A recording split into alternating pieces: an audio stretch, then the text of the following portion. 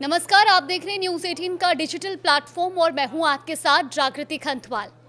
इन दिनों हिमाचल प्रदेश के सिरमौर में हुई एक शादी चर्चाओं में है, जहां एक दुल्हन की दो सगे भाइयों से शादी हुई है। ये मामला काफी सुर्खियां बटोर रहा है, लेकिन क्या आप जानते हैं कि हाटी समुदाय में ये परंपरा सालों से चली आ रही है। हालांकि बीते 3 से 4 दशकों से लोगों का रुझान इस परंपरा की तरफ काफी कम हो रहा था, लेकिन अब सिरमौर के शिलाई गांव में दो भाइयों की एक ही महिला से शादी ने एक बार फिर लोगों का ध्यान खींचा है। ये शादी हाटी समाज की परंपरा उजला पक्ष के तहत हुई है, जिसमें गांव वालों ने भी बढ़ चढ़कर हिस्सा लिया। हाटी समुदाय के लोगों का मानना है कि परंपरा संपत्ति के बंटवारे को रोकती है और संयुक्त परिवार को बढ़ावा देती है, और इसे बहुपति प्रथा यानी पॉलीएंड्री कहा जाता है।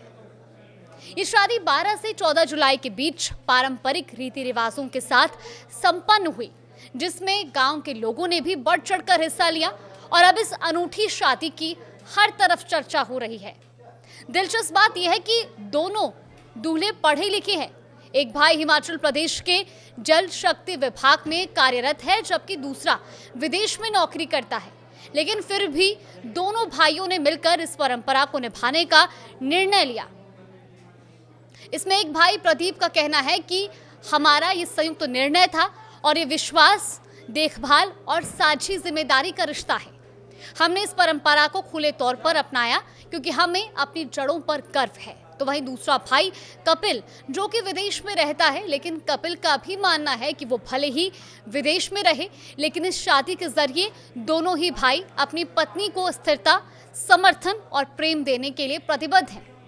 गांव वालों का ये भी कहना है कि गांव में ही 3 दर्जन से ज्यादा परिवारों में 2 या 3 भाइयों की एक पत्नी होती है, लेकिन आमतौर पर ऐसी शादियां चुपचाप हो जाती हैं। ये शादी ईमानदारी और गरिमा के साथ सार्वजनिक रूप से मनाई गई और इसलिए ये खास है और हर तरफ इसकी चर्चा हो रही है।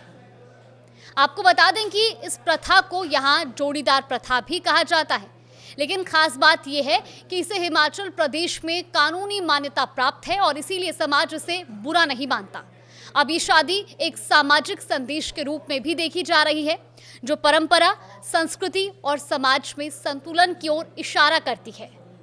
किन्नौर, लाहौल स्पीति जैसे पर्वतीय जिलों में ये परंपरा किसी न किसी रूप में आज भी जीवित है और जानकारों का ये मानना है कि इस विवाह के जरिए थिंडो खानदान और उस लड़की ने परंपरा को पुनर्जीवित करने का संदेश दिया है और साथ ही युवाओं को अपनी जड़ों से जोड़ने की कोशिश की है, ताकि वो पहाड़ी क्षेत्र से पलायन ना करें। देश और दुनिया की तमाम बड़ी खबरों के लिए देखते रहिए न्यूज़ 18।